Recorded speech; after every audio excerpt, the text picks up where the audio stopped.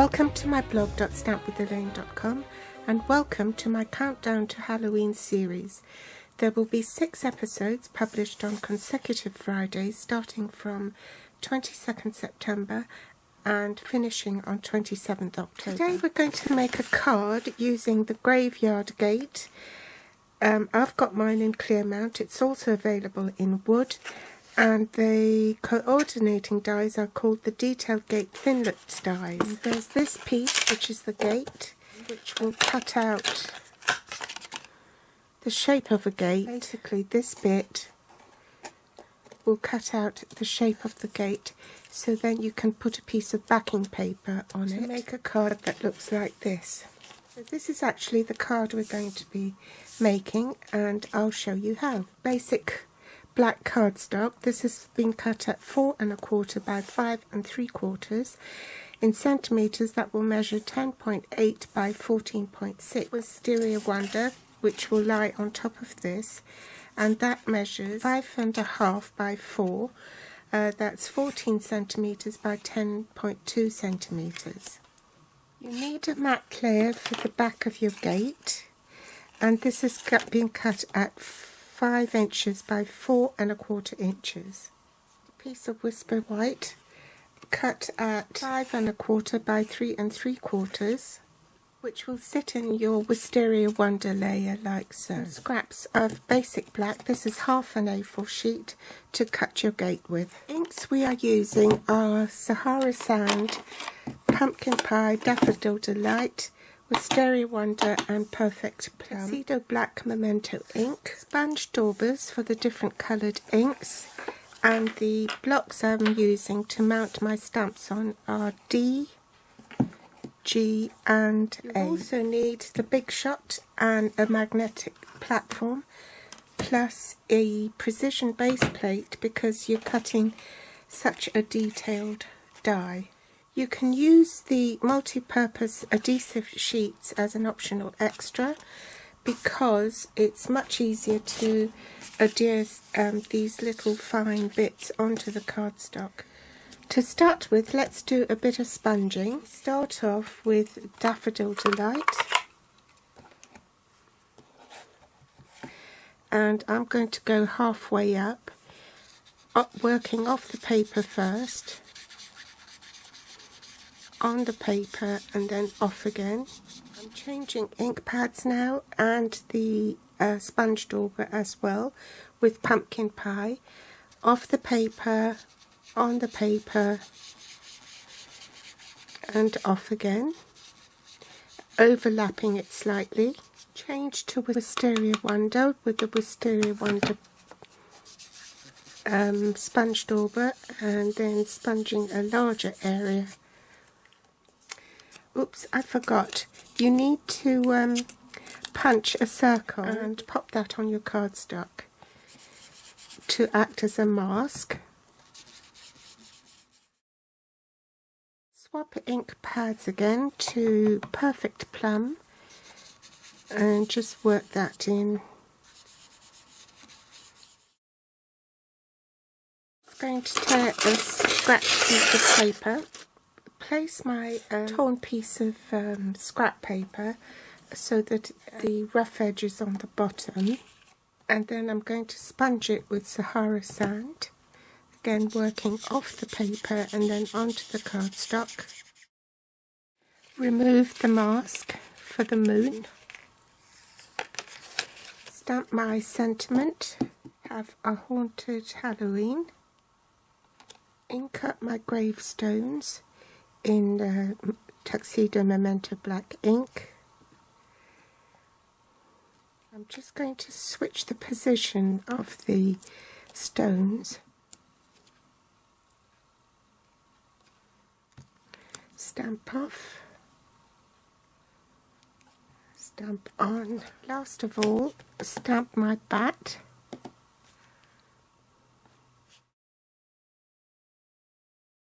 Bring in the magnetic platform, and you won't need the other plate, you need the precision plate, followed by your cardstock. So this sheet I've covered with the adhesive multi-purpose adhesive backing sheet.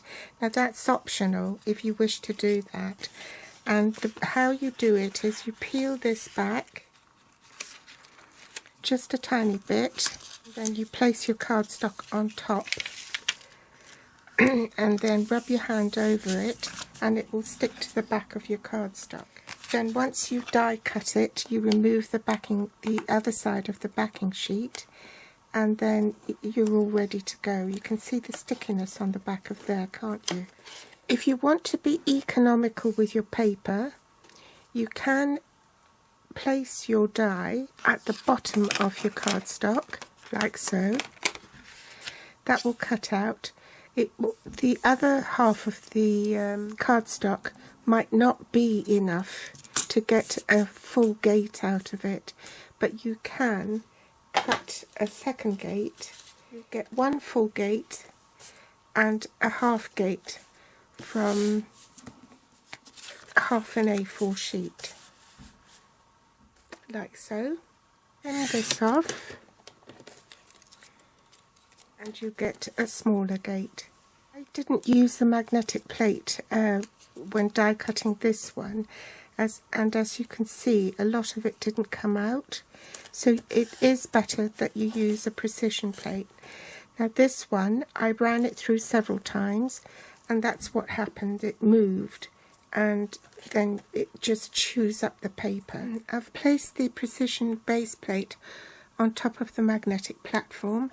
You can see my cardstock is sort of a quarter of the way up from the edge of the magnetic platform, and that my die has been placed right on the edge of the cardstock, so I can get one big gate, full-size gate, and a smaller gate on the other side of the cardstock.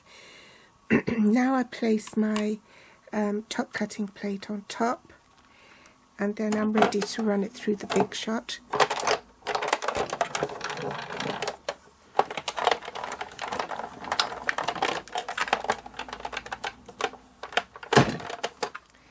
And if you need to run it through more than once, just check that it has gone through. No, it hasn't. Okay, so you can see it hasn't cut right through, so you need to do it again.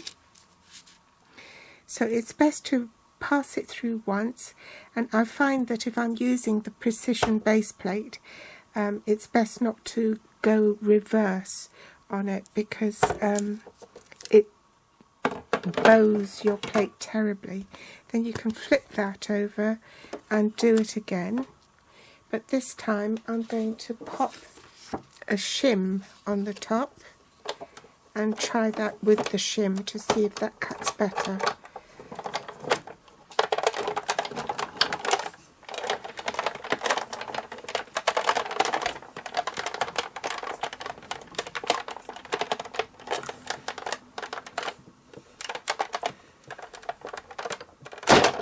That's better, but it's still not 100%. So what I'm going to do is run it through again, this time with the cutting edge of the die face up.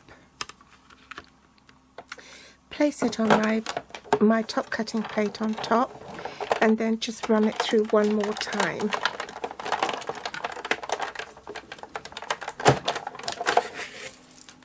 And this time it's cut properly. Run the die brush through, and now I have a perfectly die cut gate. Now we're ready to cut the backing bit for the gate.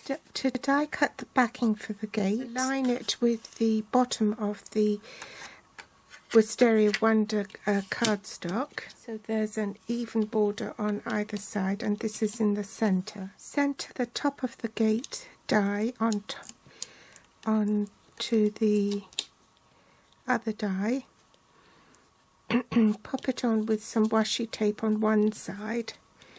Remove that bit. Secure the rest of the washi tape onto the cardstock. Top cutting plate, and then you're ready to run it through the big shot. Bring in my trimmer I want to place a score line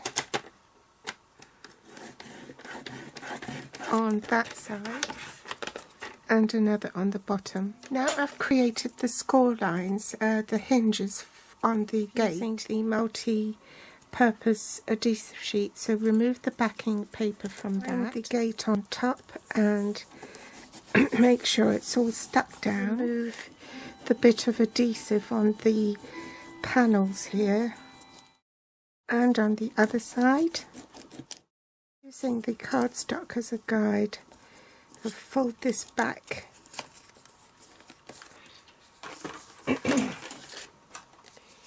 use a bone folder to reinforce that score line, and do the same for this. Might help if I just scored down there.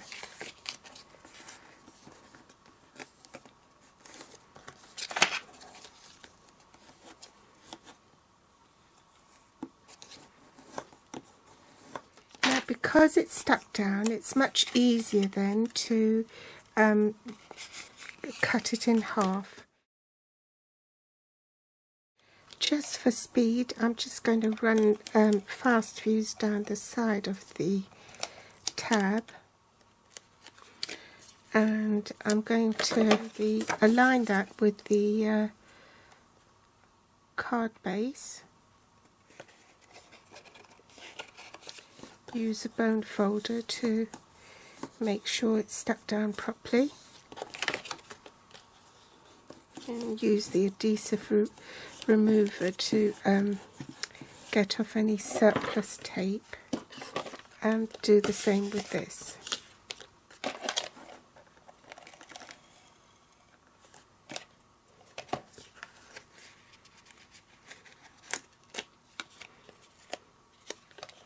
Make sure there's tape right on the end.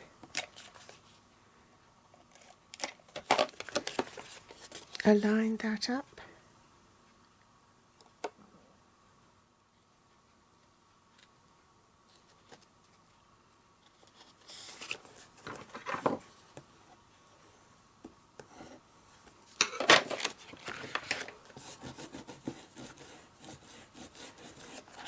And assemble the rest of the card.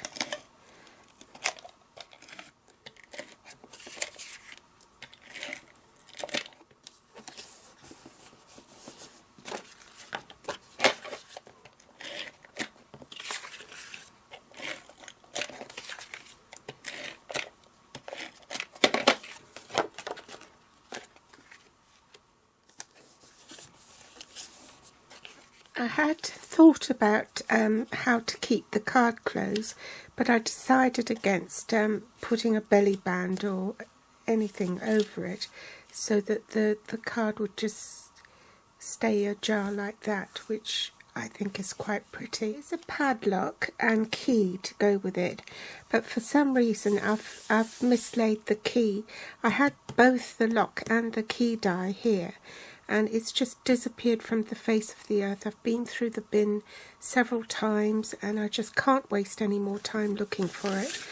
So this is the card as you see it. I hope you like it, and if you've enjoyed today's tutorial and the tips and hints, please give me a thumbs up, subscribe or share on Facebook, and my grateful thanks if you do.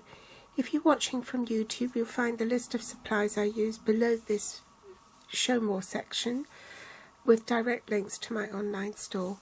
They'll also be listed on my blog here at blog.stampwithelaine.com. You can find me on Facebook, Pinterest or Instagram. Thanks for watching, and I'll be back soon. Bye.